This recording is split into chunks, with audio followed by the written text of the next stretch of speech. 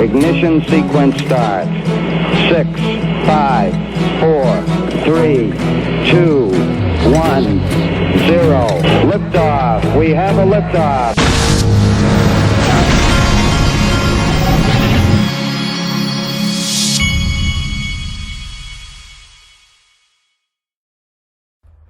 Hey everybody, this is the Digital Asset Investor, and you know, if you've been following me for a while, you know that it's pretty obvious at this point that that Ethereum got a free pass, and that there's a lot that went on here that's not right. Okay, but in the course of that, we found something far worse, and it's the clip where Joseph Lubin is describing how he's going to help disguise whale purchasers in the Ethereum pre-sale. Well, I decided, because a picture paints 1,000 words, I decided that I would go and try to find a picture of the actual form that goes with his words.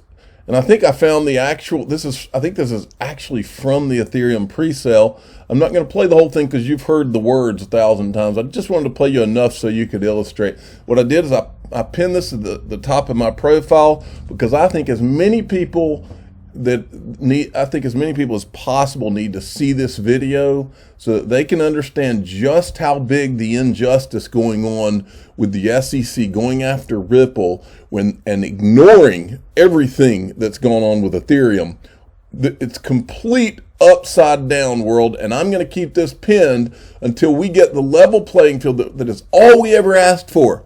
Watch this. Will there be a limit on the amount that a person could invest in Ethereum?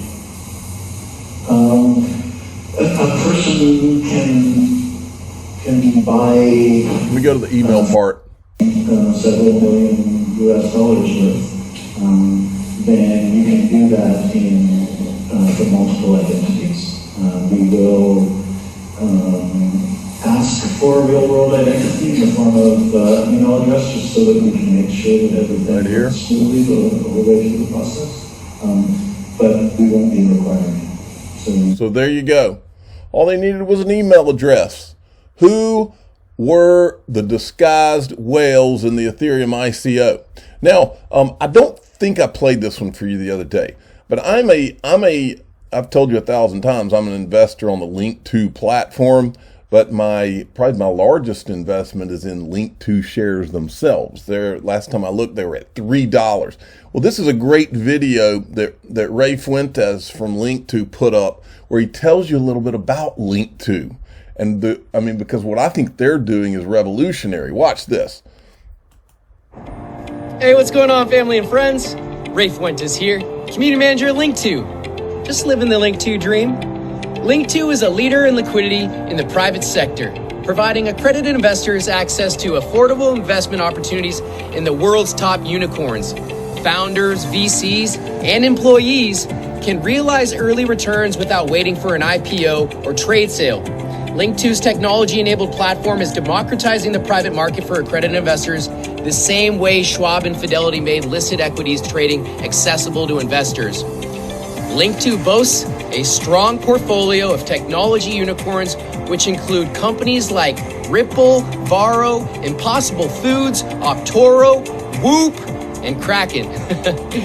Members have seen a strong return on investments to date, with 10 out of the 26 portfolio companies added in the past year having exited or in the exit process.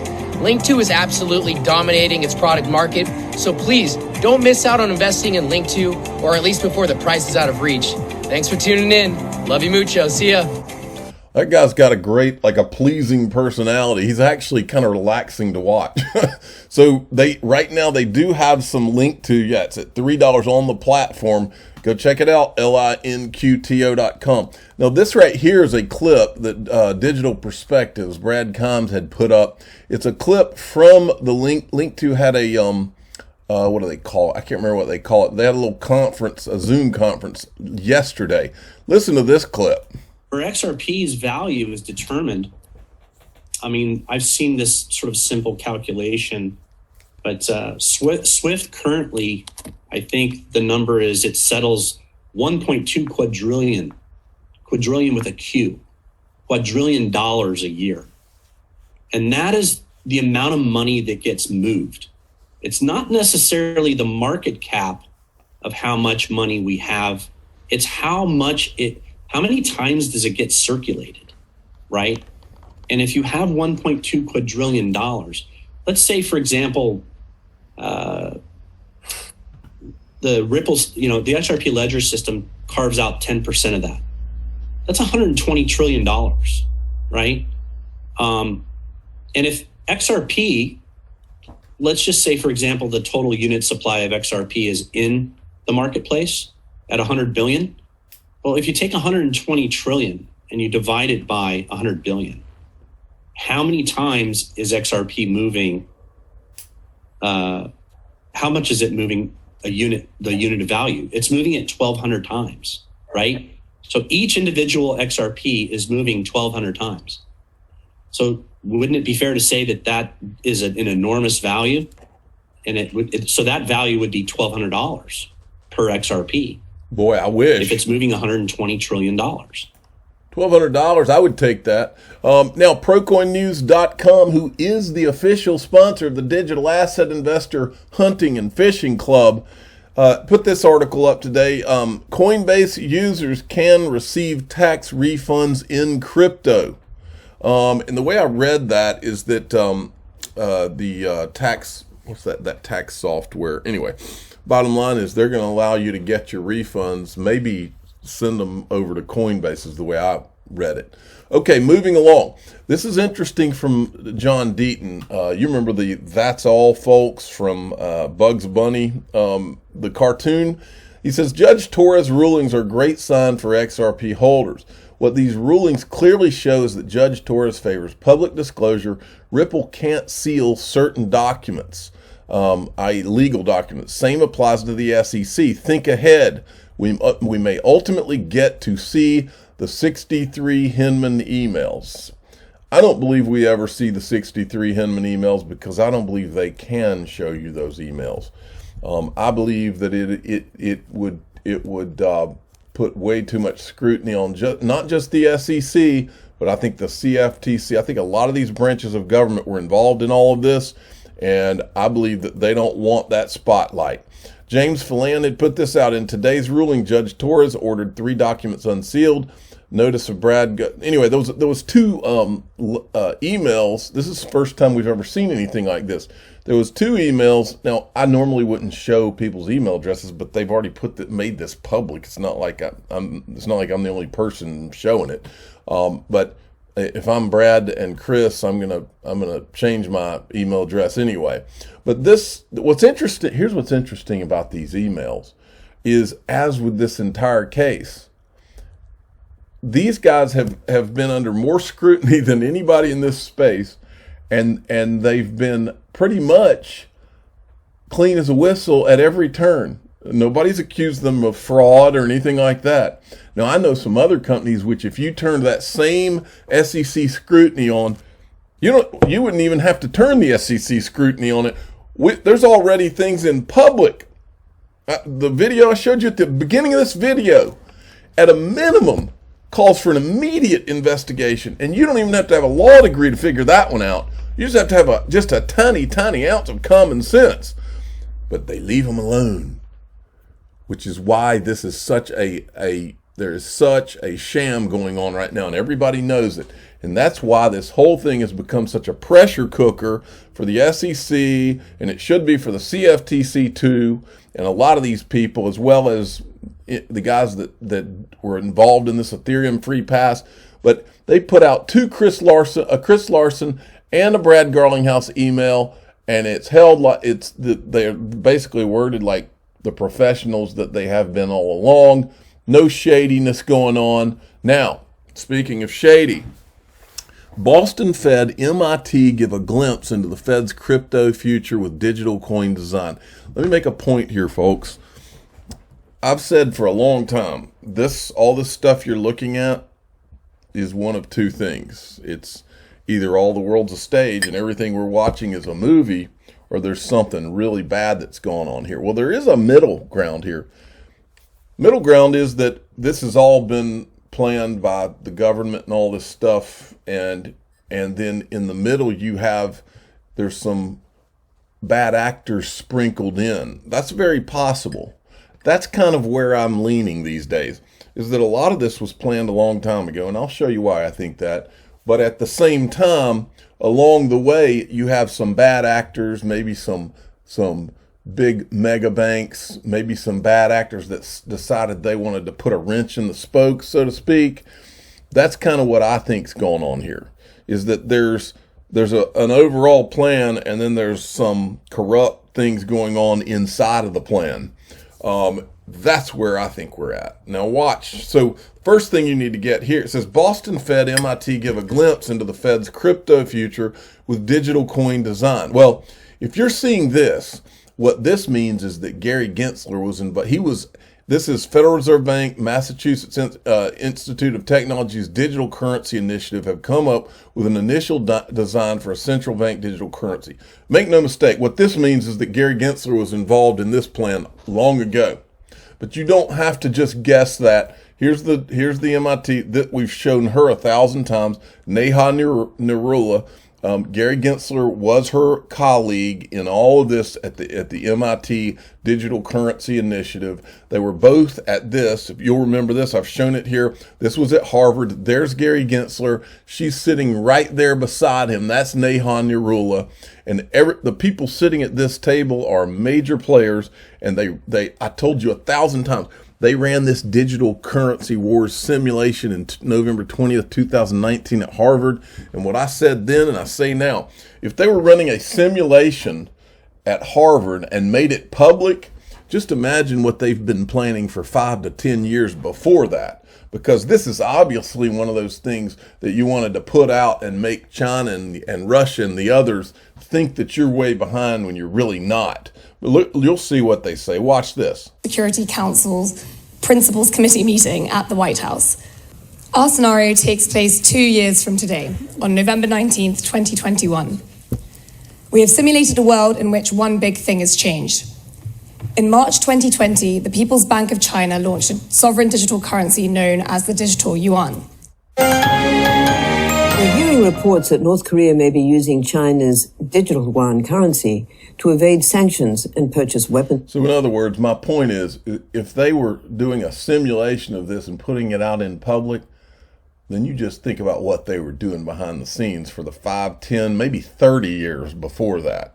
Now, here's further proof that all of this was a plan, okay? The first part of this you're going to see, it was Charles Gasparino when he reported in May of 2018.